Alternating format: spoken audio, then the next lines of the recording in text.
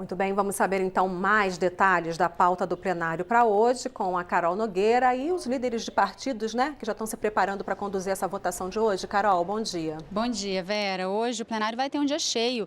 A gente tem duas sessões solenes agora de manhã, uma em homenagem ao Dia Nacional da Micro e Pequena Empresa, outra em homenagem ao Dia Internacional do Idoso. Na sequência tem a sessão extraordinária que já deve começar antes dessas duas sessões solenes, né? Deve ser aberta oficialmente antes dessas duas sessões solenes. Às 11 horas está marcada uma reunião de líderes para definir o que pode ser votado nesse intervalo aí. Os deputados vão tentar fazer um esforço de votação logo terminadas essa segunda sessão solene, porque às 3 horas da tarde está marcada a reunião do Congresso, a volta dessa reunião aí, essa sessão do Congresso de que a Aline estava falando, começou ontem, foi suspensa e vai ser retomada hoje. Na pauta da Câmara, o que está previsto? Medidas provisórias. Aquela medida provisória 843, que cria o programa Rota 2030, que dá incentivos fiscais às empresas aí do setor automotivo que investirem em inovação.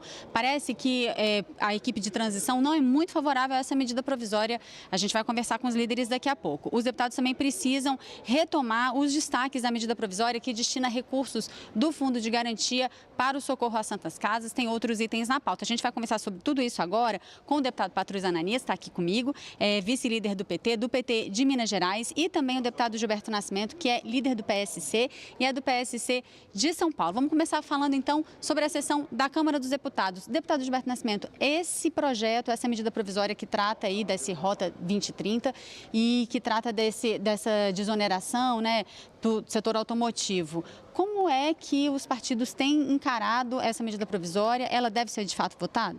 Na realidade, hoje o que nós precisamos fazer é simplificar e fazer com que haja investimentos em tecnologia. Esse projeto é um projeto que, de qualquer forma, vai dar incentivo à indústria automobilística, porque, na realidade, nós vivemos um grande mundo globalizado hoje. Então, há necessidade que as nossas indústrias também possam fazer frente ao mercado internacional. E, exatamente por isso, o governo acabou mandando essa medida provisória para que a gente crie algumas possibilidades e alguns incentivos para que as indústrias brasileiras possam passar a investir, porque se nós não fizermos esses investimentos, em breve, nós seremos superados pela indústria chinesa, pela indústria americana, pelas indústrias japonesas e assim por diante. Vamos desaparecer do mercado. Então, exatamente por isso, eu como líder aqui na casa também estou convidando os demais deputados para que a gente possa, o mais breve possível, votar esse projeto para que a gente possa facilitar a produção nacional, criando empregos aqui. Nós não podemos mais viver criando empregos no exterior e trazendo os carros de lá para cá. E não é só na indústria automobilística. Acho que em todas as áreas hoje nós precisamos ter grandes investimentos. E para isso, logicamente, como a indústria hoje vive também dificuldades, há necessidade de algum incentivo para que ela possa isso fazer. Mas o caminho é mesmo a desoneração. A gente teve aí no governo anterior, né, no governo Dilma, uma série de desonerações e depois teve que se rever tudo isso, justamente porque a economia então estava arrecadando pouco. O caminho, o senhor acha que deve ser no sentido de desoneração mesmo? Eu entendo o seguinte, há necessidade de desonerar, agora, de qualquer forma, criar critérios mais rígidos. Nós não podemos simplesmente desonerar e dizer o seguinte, está desonerado. Não, nós precisamos criar critérios muito rígidos. E isso, de qualquer forma, o governo anterior, claro que fez isso na expectativa de que houvesse mais investimentos das indústrias nessa área, principalmente em tecnologia. Mas se não houve tanto, isso serviu também como aprendizado para que no próximo momento a gente possa fiscalizar melhor isso. É claro que nós estamos falando hoje de uma Rota 2030, que é entre os anos 2020 e 2030. Portanto, temos tempo. Agora, volto a dizer, no passado houve um aprendizado e agora, de qualquer forma, nós vamos poder fiscalizar um pouco mais. E a indústria vai poder se adequar e a Câmara também vai poder. No projeto que nós estamos vendo aqui na Câmara, nós temos um projeto mais apurado para que as indústrias possam realmente investir em tecnologia, que, volto a dizer, é a única forma de nós estarmos nos comparando ao mundo e estarmos com produção de país de primeiro mundo. Deputado Patrus Ananias, como é que a oposição se posiciona em relação a essa medida provisória? Eu quero responder a sua pergunta refletindo com os telespectadores. A indústria automobilística precisa de incentivo fiscal? As pessoas dizem com muita frequência que o Brasil cobra muito imposto. Até certo ponto é verdade. Mas quem paga imposto no Brasil mesmo, em primeiro lugar, a classe média assalariada, que tem o desconto na fonte. Depois os pobres, porque o Brasil adota o imposto regressivo e não o imposto progressivo. Então as pessoas, a classe média, os pobres, trabalhadoras, trabalhadores, pagam imposto pela comida e pelo acesso a bens e serviços básicos da vida. Agora eu pergunto e deixo essa reflexão: é razoável não cobrar impostos da indústria automobilística? Eu penso que nós no Brasil precisamos rever a nossa relação com o grande capital, com essas grandes indústrias. Elas são importantes sim para o Brasil, podem trazer novas tecnologias, podem gerar empregos, mas elas não vêm para o Brasil por questão de bondade, não. Elas vêm aqui para ter lucros. E estão tendo muitos lucros no Brasil. Então eu penso que nós devemos sim pensar seriamente sobre esse assunto. Nós precisamos de dinheiro no Brasil. As políticas públicas custam dinheiro. Segurança pública para proteger a vida custa dinheiro. Saúde pública de qualidade, educação pública de qualidade. Agora querem privatizar tudo, né? Querem privatizar a Previdência, a educação, a saúde. Daqui a pouco vão querer privatizar também a segurança pública, saneamento básico. Está aqui um projeto aqui na Câmara. Então o que nós queremos, na verdade, é que essas políticas públicas que garantem o bem-estar da população, garantem o direito à vida, que são essenciais ao Estado democrático de direito, sejam financiadas pelo Estado. Para isso o Estado precisa ter recursos. E esses recursos vêm de impostos.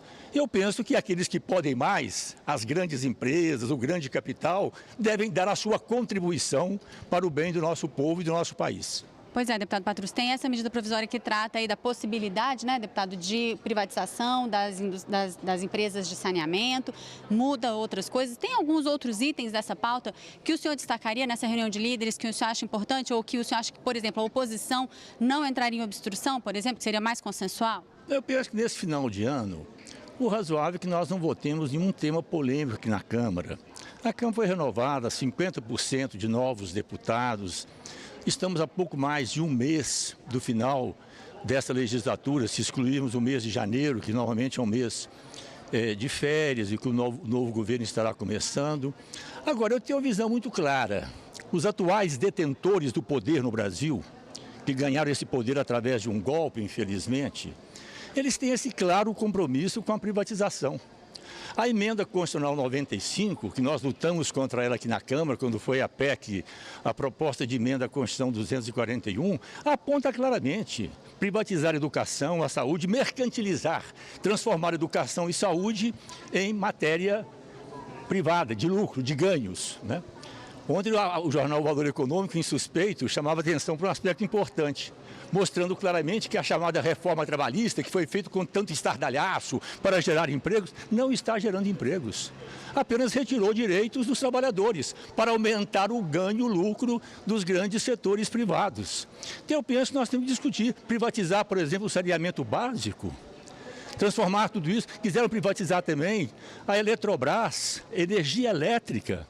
Então nós precisamos discutir com seriedade no nosso país aquilo que é fundamental ao bem comum, ao interesse público, à vida das pessoas. E isso deve ser, a meu ver, mantido através de políticas públicas com a efetiva participação, fiscalização e controle da sociedade. Deputado Gilberto Nascimento, sua aposta ainda para esse tempo que falta nessa legislatura. Muito tem se falado sobre uma possibilidade até de votar a reforma da Previdência até o final do ano. O senhor acha que isso é possível? Eu só queria voltar um pouquinho na pergunta anterior para dizer o seguinte. É claro que, como disse aqui o ministro Patrus Ananias, eu também eu tenho dificuldade hoje em imaginar que a gente tem que privatizar tudo. Não dá para privatizar tudo. Eu acho que tem algumas coisas que o Estado tem que cumprir e cumprir com determinação e com competência. Educação, saúde e segurança. As outras coisas, hoje, por exemplo, nós temos no Brasil, entre empresas públicas e fundações, 155, das quais 8 dão lucro, 147 dão prejuízo. É claro que o que dá prejuízo, nós precisamos rever. Não dá mais, por exemplo, as pessoas pagarem um imposto tão alto no Brasil para depois colocarem em empresas que são deficitárias e, eventualmente, até por má gestão. Aquelas que dão lucro, vamos ficar com elas. Aquelas que dão prejuízo, vamos tirar. Agora, basicamente, o que nós não podemos mexer é com educação, saúde e segurança. Isso é um dever do Estado e um direito do cidadão. Então, isso não se pode mexer. Voltando ainda um pouquinho quanto à indústria automobilística, eu também não sou a favor, por exemplo, que se dê menores impostos para que pessoas ganhem mais, não. O que nós temos que fazer é uma coisa em que nós temos que pactuar entre o lucro dessas empresas e aquilo que pode ser investido. E é claro que o governo tem que incentivar de alguma forma, até porque é isso que gera empregos, é isso que muda a nossa economia e é isso que faz o Brasil andar. Voltando à sua pergunta. Reforma da Previdência. Reforma da Previdência. Eu acho que o momento é muito difícil.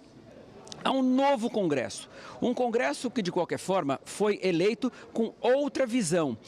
Muitos deputados aí eleitos pela internet, criticando tudo, agora estão vindo para casa. Eles também têm que ter a responsabilidade com a votação desta matéria. Nesta casa foi uma renovação de quase 250, exatamente 247 deputados não votaram. Agora, esses deputados que não votaram, é claro que não tem mais hoje, não vão mais votar alguma coisa que possa ser polêmica, que eles serão questionados depois. Então, eu acho muito difícil uma reforma da Previdência neste momento. A necessidade de muita articulação, a necessidade de, eventualmente, alguns pontos da reforma que está na casa serem também alterados e, logicamente, não dá mais tempo. Até porque, volto a dizer, nós temos até o dia 15 de dezembro para votar e uma matéria polêmica em que nós temos que fazer 2 votações na Câmara e depois também 2 votações no Senado. Não vai ser possível votar nesta hora. Eu até gostaria de votar, não é? Eu não tenho dificuldade em votar alterando algumas coisas, porque nós temos que votar reformas. Agora, reformas para o Brasil voltar a crescer. O que não dá é para votar no afogadilho nessa hora, porque os novos estão chegando e daqui a um pouco há necessidade que o novo governo também venha dizer o que é que vai mudar e quais são os pontos que eventualmente são divergentes nesta matéria que está na casa. Deputado Patrus, vamos falar um pouquinho da sessão do Congresso, que começou ontem, vai ser retomada hoje, tem aí 8 vetos presidenciais ainda para ser discutidos, muitos deles polêmicos. Vamos falar de um especificamente, daqui a pouquinho tem uma sessão solene em homenagem à micro e pequena empresa, e um dos vetos foi a um projeto que permitia o retorno aí de 600 mil empresas ao Super Simples, micro e pequenas empresas ao Super Simples, isso foi vetado pelo presidente Temer. Qual a opinião o senhor acha que esse veto pode ser derrubado? Em relação aos outros vetos, tem algum outro que o senhor destaca? Olha, eu penso que nós devemos ter, sim, uma política de atenção especial às micro, pequenas, médias empresas, empresas locais, regionais. É fundamental nós estimularmos no Brasil o empreendedorismo com uma nova mentalidade ambiental, social. Então nós temos esse compromisso com as micro, pequenas empresas, mas eu quero voltar a uma questão que me parece fundamental para refletir sempre com os telespectadores. Nós todos afirmamos o nosso compromisso com a educação, com a saúde, com a segurança pública, como políticas públicas. Mas foi aprovado aqui na Câmara dos Deputados, eu falei, quero reiterar, lembrar aos telespectadores, é importante que as pessoas tenham as informações, foi aprovada aqui a proposta de emenda à Constituição 241, que virou a emenda 95. A emenda constitucional 95, aprovada aqui no Congresso, contra o nosso voto, congela o Brasil por 20 anos. 20 anos sem investimentos em segurança pública, em educação, em saúde. 20 anos sem investimentos no desenvolvimento, em infraestrutura. Ao retirar o Estado os investimentos de educação, saúde e segurança pública, o que está ocorrendo na prática? Abrindo espaços para o setor privado se apropriar e ganhar dinheiro com estas áreas fundamentais. Então é fundamental nós termos atenção. Basicamente, com algumas exceções, aqui, infelizmente, no Congresso Nacional, nós estamos votando sempre projetos de lei contra o nosso voto, contra o voto do Partido dos Trabalhadores, do Campo Democrático Popular, da esquerda democrática, mas infelizmente têm sido aprovados aqui projetos que atendem aos interesses do grande capital. O capital financeiro, o sistema bancário internacional. Nós não estamos discutindo aqui efetivamente um projeto para o Brasil. O que é bom para o povo brasileiro, começando por aqueles que mais precisam, os pobres, as pessoas que têm fome e sede de justiça e buscam uma vida melhor. E para ter essa vida melhor é fundamental a ação, a presença do Estado democrático de direito através de políticas públicas efetivas. E a gente vai falar um pouquinho de um público também que precisa dessa atenção, os idosos. Hoje também tem uma sessão solene em homenagem ao Dia dos Idosos e a população idosa brasileira cresceu muito. Eu peguei até um dado, em 2015 o Brasil tinha 24 milhões de brasileiros com mais de 60 anos, em 2050 serão 64 milhões. O Brasil está preparado para isso, deputado? O senhor que foi um dos deputados a requerer essa sessão solene?